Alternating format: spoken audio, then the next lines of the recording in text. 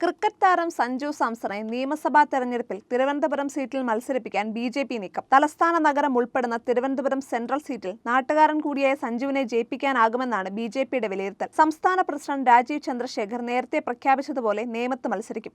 V. Muraleedharan Kazhakkoottam, K. Surendran Vattiyoorkavu, P. K. Krishnadas Kattakada, Shobha Surendran Kayamkulam, Kummanam Rajasekharan Aranmula, Shone George Pala, Anoop Antony Thiruvalla, J R. Padmakumar Kattakada തുടങ്ങിയവരുടെ കാര്യത്തിലും ഏകദേശം ധാരണയായിട്ടുണ്ട്. തിരുവനന്തപുരം സീറ്റിൽ പരിഗണിച്ചിരുന്ന ചെങ്കൽ രാജശേഖരനേക്കാൾ ജയസാധ്യത സഞ്ജുവിനുണ്ടെന്ന ബി.ജെ.പി സംസ്ഥാന നേതൃത്വം കരുതുന്നു. സ്ഥാനാർത്ഥിയാകുന്നതിനെക്കുറിച്ച് സഞ്ജുവുമായി പ്രാരംഭ ചർച്ച നടത്തിയിട്ടുണ്ട്. പാലായിൽ ഷോൺ മത്സരിക്കുമ്പോൾ പൂഞ്ഞാറിൽ പി.സി. ജോർജ് വീണ്ടും മത്സരിക്കണമോ എന്നതിൽ തീരുമാനം ദേശീയ നേതൃത്വത്തിന് വിടും. ബി.ഡി.ജെ.എസിന് കഴിഞ്ഞ തവണ നൽകിയ സീറ്റുകൾ ബി.ജെ.പി ഏറ്റെടുക്കുമോ വെച്ചുമാറുകയോ ചെയ്യുമെന്ന് ബി.ജെ.പി നേതാക്കൾ സൂചിപ്പിച്ചു.